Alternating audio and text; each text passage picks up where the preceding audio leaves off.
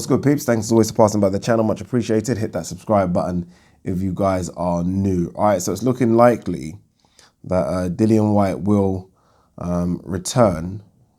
He's not really been out injured or anything, but return to the ring on the Joshua-Ruiz undercard. Eddie Hearn, to be fair, has been saying for, I don't know, probably 2 or 3 months that Dillian Whyte will return to the ring again this year. And there's only a couple of fight cards left, or big ones, that he can fight on this year. There is a next gen one, I think, later on in December, but he's not going to fight on that. Callum Smith, John Ryder's too close. So it was either this one, I say this one being Joshua-Ruiz, or the Chavez-Jacob one. But even that one, I don't know what's going on, because I don't know if you guys have been following it, but I think Nevada kind of laying the law down with Eddie Hearn, saying there is no way Chavez Jr. can fight, that he is suspended or something. So I don't know what's going on. So yeah, it looks like Dillian Whyte will fight on the Ruiz undercard. Not sure as to what level or type of opponent it's going to be. What are we, 3.5 weeks out? I say it looks likely because, again, we are 3.5, 4 weeks out and nothing's been mentioned yet. I mean, Eddie Hearn did do an interview saying it's likely it's going to happen, but if it's going to happen, it needs to happen now, right? I mean, an opponent needs to be named. I guess the longer it takes to announce something, I guess the level of opponent just goes down and down and down. And if Dillian Whyte is going to be on this card, you do want to see him fight someone of note. I mean, I get Eddie Hearn said it's not going to be anyone top 10, top 15. I get that, even though I could make an argument as to why not, but I get that. But you still want to see him in with a live body. Do you know what I mean? I mean, Dillian Whyte's been on a decent run recently. Joseph Parker, Chisora, Oscar Rivas is decent. You don't want to go sort of, I don't know, 5 step backwards. You don't want to do that. So you do want to see him in there with someone, I don't know, let's just chuck a few names out there. Dupas, Gerald Washington, Charles Martin, Christian Hamer, those type of people. So guys maybe sort of floating in and around 20 to 30. That would be nice. I don't know if that's going to happen, but I do think we will see Dillian Whyte on this Joshua-Ruiz card. Scott Quigg has pulled out of this card. Not that this is a direct replacement for Scott Quigg, but Scott Quigg has pulled out. And I do think the card needs a bit of something. I mean, I'm okay with the matchups. Hrgovic versus Molina is a good one. Who else is on that card? Michael Hunter, Povetkin. Scott Quigg, Jonah Carroll would have been good, but I still think it lacks something. And I think having Dillian Whyte on it, even with all the controversial elements, and we're going to talk about those, just adds a bit more spice to the card. It's strange, though, because of all the people I want him to fight, all of those people that I want him to fight are on this card. I wouldn't mind seeing him against Hrgovic. Even Molina would have been a name that I would have just mentioned. Hunter, Povetkin have been names that have been linked with Dillian Whyte. And obviously, we're talking about Ruiz and Joshua. So these are all names that I would like to have seen Dillian Whyte fight. But nonetheless, it does look like Dillian Whyte's going to be on this card. All right, that's the positive stuff. And that is very positive. Again, I am a Dillian Whyte fan, believe it or not, people. So it is positive to see him as a boxer fighting on this card. It's a good card. I'm going to this card. I kept saying that because I am excited by it. All right, let's talk about the negatives, and let's not hide or try and avoid them. This, I think, is or has been a PR disaster. A PR disaster. And I don't know if he has his own PR team. He should do. He's a fucking top heavyweight. He should have a PR team. If he does have a PR team, he needs to sack them all, because this has been a disaster. I mean,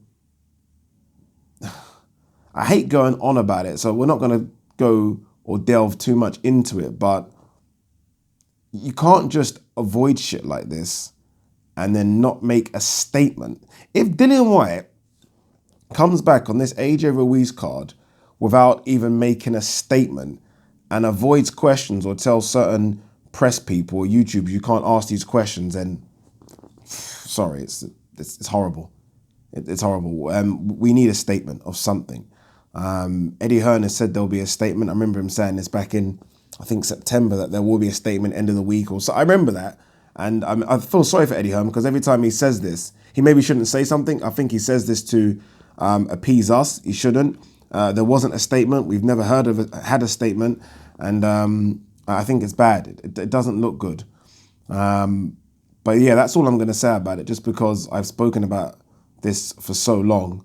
But I just hope that for Dillian Whyte's sake, he can come back, release a statement, everyone accept the statement and move on from it. If he doesn't, trust me, I think you guys know this anyway, people will label him a drug cheat. It's already started. It's already started, and you don't want that. Maybe he doesn't care, I don't know. He does seem like someone that is quite thick-skinned and doesn't give a shit. Maybe he doesn't, but you don't want that surrounding you. You just don't, because it's never going to leave. Never going to leave. It just doesn't work, does it? Once you've done anything, even if there was a hint of guilt, you're done. You're done in the eyes of boxing fans. Doesn't mean they won't support you and come to watch you, but there'll always be this asterisk surrounded around your name. So hope he comes back, releases a statement. Hope UKAD, most importantly, release a statement. And I hope the British Boxing Board of Control, who don't really release statements, hope they release a statement as well, just so we can move on from this. Because if we don't move on from it, I will continue talking about it, because I am, I hate the PD in sports business. I hate it, but I hate it more in boxing. So, yeah. Aside from that, it is good that he's back. He does need to get his name back in the mix very quickly. It's weird because I look at Dillian Whyte as a top 5 heavyweight. I do. I don't know. Obviously, Ruiz is kind of broken into that now. So I'm guessing probably what I'm saying is prior to Ruiz beating Joshua, Dillian Whyte was considered a top 5 guy. But his name's never, like, I can't ever picture Dillian Whyte versus Tyson Fury, or Dillian Whyte versus Joshua again, or Dillian Whyte versus Wilder, even though this WBC bullshit's been going on. You just can't picture these fights. He needs to somehow get back in the picture where we can picture these fights, if that makes any sense. Like, I can picture Usyk versus all of these guys. Maybe not Tyson Fury, but Usyk now seems to have jumped the queue and jumped over Dillian Whyte. And now people are talking or more excited about Usyk versus all of these guys more than Dillian Whyte. So I feel like Dillian Whyte's lost a step here. And he needs to get this step back.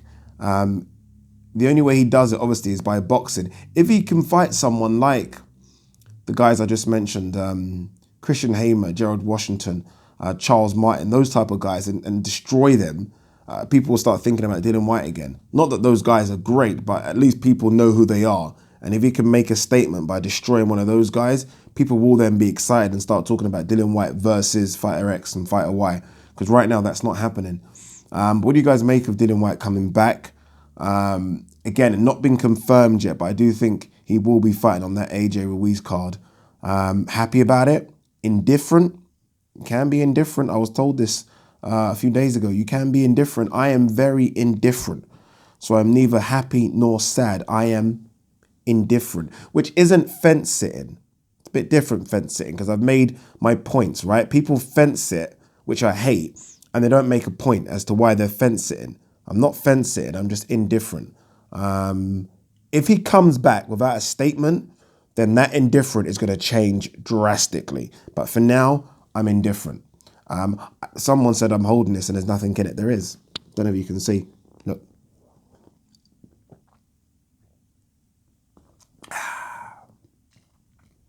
Ginger tea and green tea combined, because this weather's trying to fuck with us, isn't it? It's freezing out there. It's going to snow, isn't it? It's going to snow. I just hope that I'm not in this country. I'm not actually used to this. People might add it, what's wrong? What are you complaining? I've actually been in South Africa for the last 3 years during this time. So yeah, I'm not a fan of this at all. This is fucked up. And my gas bills are just a joke. Hence why I'm wearing a hoodie in the house. I'm just trying to save on that, because it's just a joke. I might have to do a video soon about like prospect of the year, fight of the year, upset of the upset standard. Is it? Yeah, upset is standard. Upset of the year is fucking standard, blood. Jesus, that's the one hook, line and sinker. But there are some. Fight of the year is going to be difficult. I did initially say Nonito Donaire Inoue, but Gigi Derevchenko was brutal. That was a brutal fight. That's the type of fight that just takes years off you. Spence Porter. What's going on with Spence, by the way? Something doesn't seem right there.